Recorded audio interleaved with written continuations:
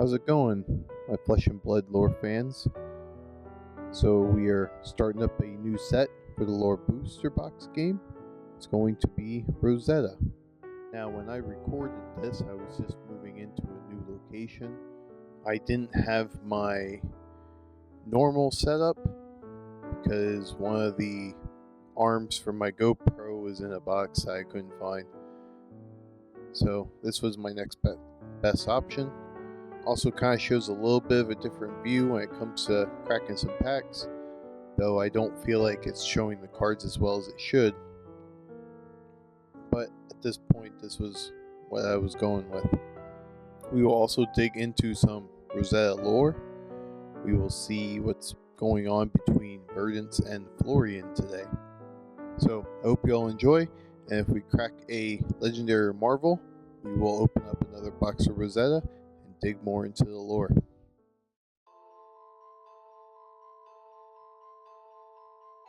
At the threshold of Candlehold and the Rotwood, two worlds met but never mingled.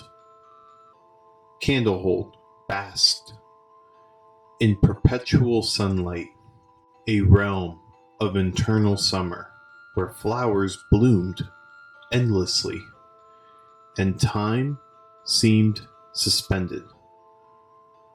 Across this boundary, the Rotwood festered, a dark and withdrawn thicket where life and decay entwined. Though small and suffocated, the Rotwood strained against its borders, yearning to claim more of Candlehold's vibrant land.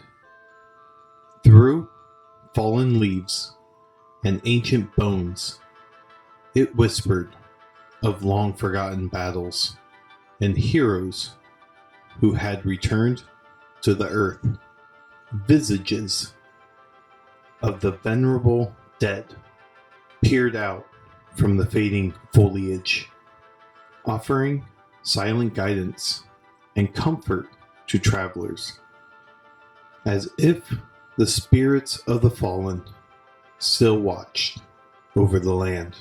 From Candlehold's lush greenery, an ancient stag emerged, a majestic creature with a body of living wood and vine. Its antlers, twisted and adorned with budding flowers, glimmered faintly in the wan light as the creature crossed into the depths of the Rotwood. Its vibrant form wizened, each step pulling it deeper into decay. Stop! Don't go there. There is nothing in Rotwood for you. Return to Candlehold, where life sustains. The stag turned its gaze toward her, a quiet acknowledgement before continuing.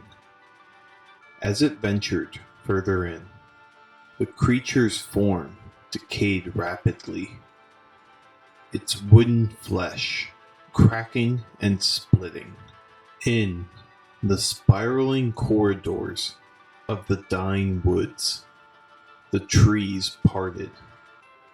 The sickening crunch of broken branches echoed around her as the thick wall of the Rotwood peeled open like a wound. The trees shook and trembled, spewing black ichor from their bark onto the ground, giving way to their master, the harbinger of rot. The stag stood still as Florian approached it, his hands gently cradling the beast's jaw and soothing its forehead. Welcome, old oak. Here you shall be replanted amongst those who share your burden. The beast nuzzled his hands, its face forming small cracks. As the stag withdrew, the clear mark of Florian's fingertips was left on its neck and face, blackened with rot. Florian turned to Verdance, her shining emerald eyes almost blinding in the twilight.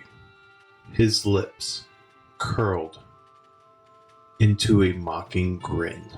Ah, the Queen's chosen rose deigns to grace the weeds with her presence. How fortunate we are. Verdance watched with concern as the rot crept closer, inch by inch, threatening to blemish her home. Careful now, sun-kissed. The rotwood grows, just like your precious flowers.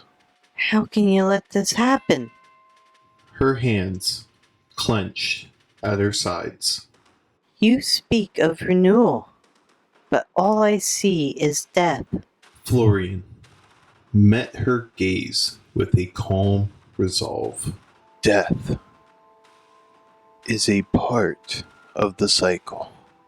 Verdance's brow furrowed as she fought back a rising tide of frustration.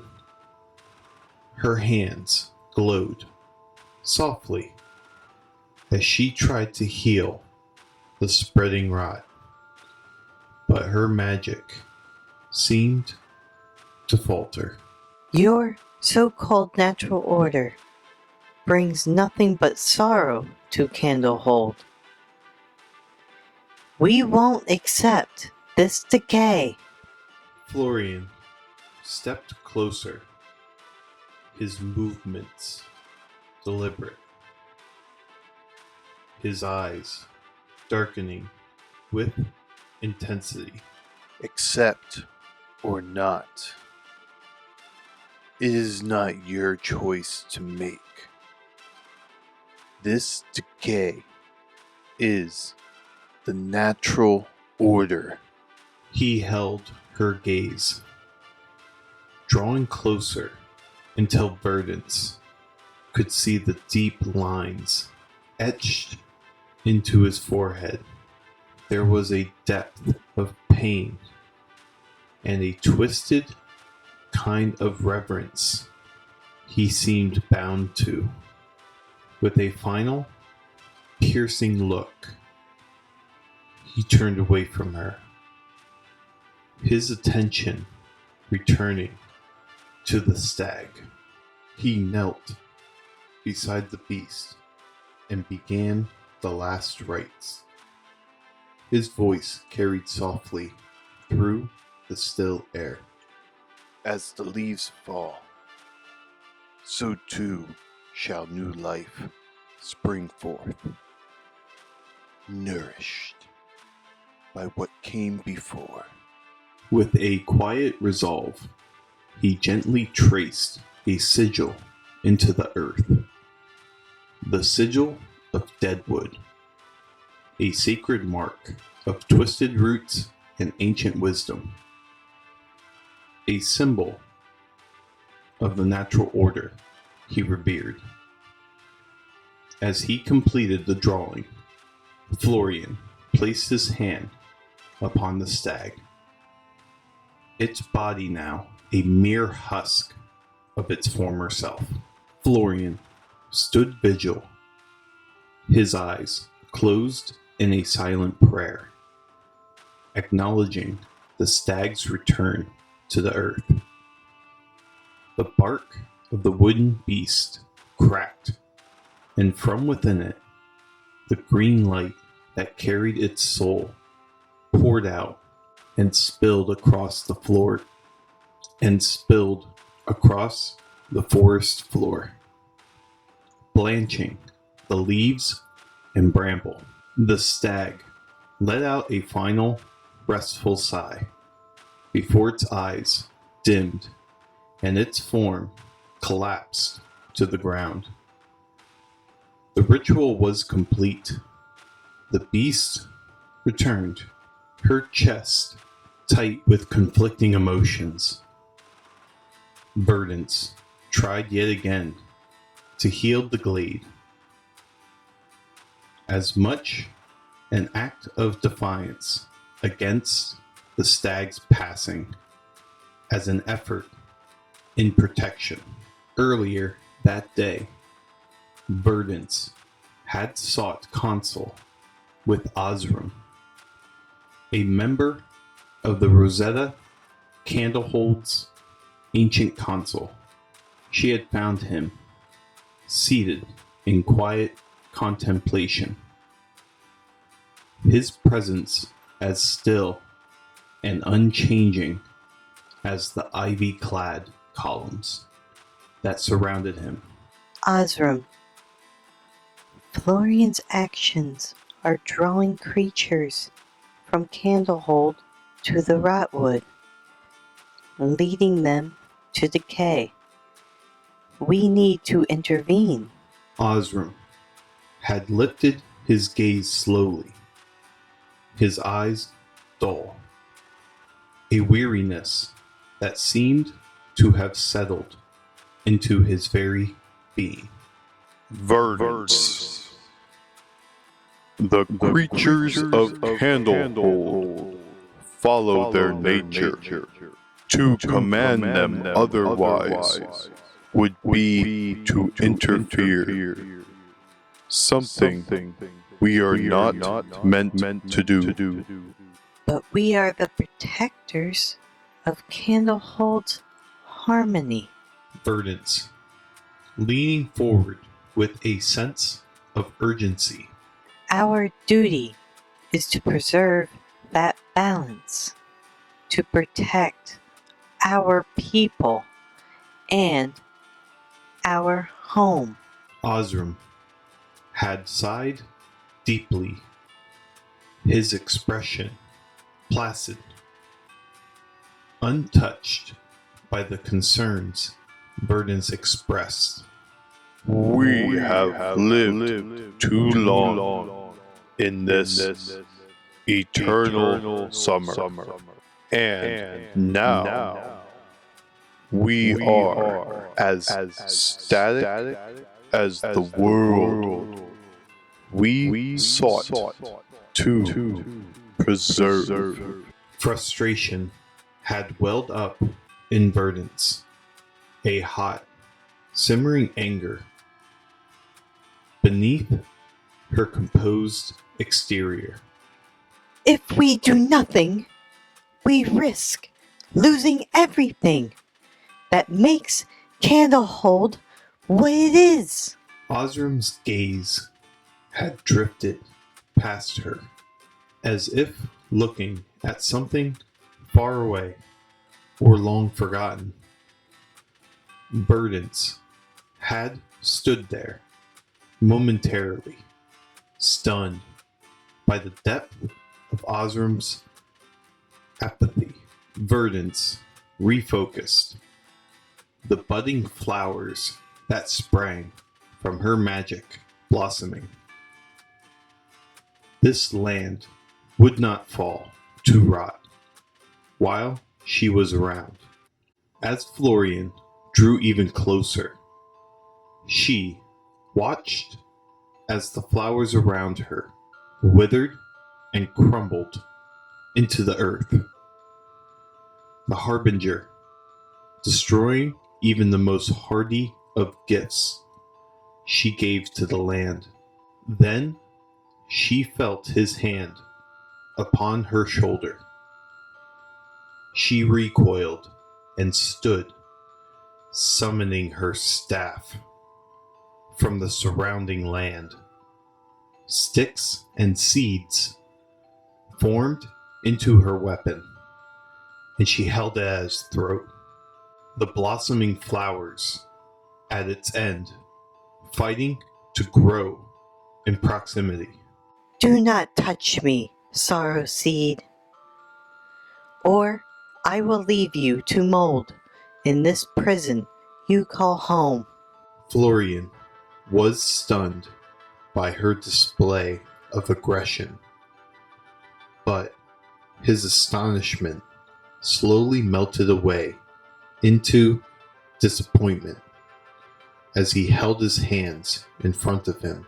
I meant no offense to the rose. Comfort is something I have rarely enjoyed, but I sought to offer it to you.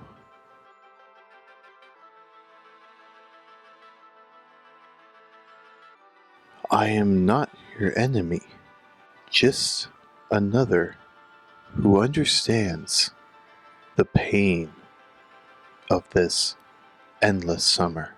You afford this land no comfort merely by existing. You are a plague that steps too far. The Queen should have dealt with you centuries ago. The tension grew as Verdance pressed the tip of her staff into Florian's throat, but with the back of his hand, Florian gently moved the staff away, plucking a flower from its haft and twirling it amongst his fingertips as its leaves turned black. His expression turned from pity to amusement. He almost chuckled at the irony, realizing how deeply Verdance misunderstood him. Fear not, Verdance. Autumn is but the hand that guides summer to sleep. Florian sighed before retreating deep into the woods, the trees closing behind him like a shroud. His smugness sickened her. She wished to tear through the woods like medicine breaking a fever. Instead, she turned her attention back towards the towering glade of Candlehold. The Queen must know of this. Verdance entered the throne glade, where the lush canopy above allowed dappled sunlight to filter through. The air was thick with the scent of blooming flowers. Verdance's footsteps were almost silent on the moss-covered ground as she approached. The Queen, a figure of timeless grace, reclined on her throne. Her eyes, once bright and full of ancient wisdom, now seemed dim and unfocused. Your Majesty, Candlehold is in danger. The rotwood is spreading at Florian's will and... Quiet, my dear. I am dreaming. Verdance hesitated, then pressed on. I apologize for the intrusion, my queen, but Florian's actions cause great harm to our people and our land. Ah, he is reaching. Yes, and we must stop it. Would you allow this despoiler to taint our glade? The Queen nestled deeper into her leafy cradle, her body sinking into the foliage. as if seeking comfort. In your eyes, harm. As she spoke, the color of her skin faded, replaced by a pallor that crept across her like the first frost of winter. The air around her grew colder, and a faint, ethereal mist rose from the ground. The flowers that adorned her throne wilted, their petals curling inward, turning brittle and brown. A chill ran down Verdance's spine. Your Majesty, what is happening to you? Ah, Verdance. I am returning to the earth, as we all must, in time. She watched in horror as the queen's form continued to change. Your Majesty, no! Reaching out as if to halt the process, We need you. Candlehold needs you. desperate, Verdance knelt beside the queen, her hands glowing as she summoned her healing magic. Verdance. The queen's hand coming to rest gently on Verdance's. My beautiful rose in soil anew. The roots of change in the essence of decay. Near in the seeds of renewal, belonging. The queen lifted her hand to wipe a tear from Verdance's face, but the hand turned to dust before it could reach her cheek. Flower petals, once bright and fragrant, drifted down in a silent, sorrowful dance, joining the dust at Verdance's feet. Vines that had once cradled her throne cascaded like a mournful veil. The entire throne glade seemed to sigh. The perpetual green of summer giving away to vivid hues of red and yellow. The queen was gone. A cool breeze whispered through the glade, causing Verdance to shiver with the sudden cold. It stirred the dust of the queen's remains, revealing a perfectly formed seed that glowed like the first light of a summer's morning. Verdance picked it up and stood speechless. Candlehold was changing. The seed of tomorrow in her hands, a burden she had not asked to carry.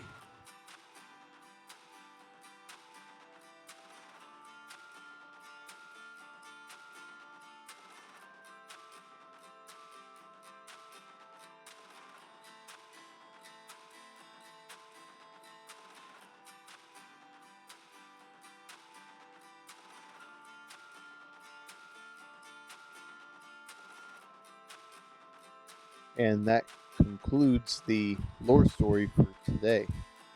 It's quite some interesting stuff going on in Aria.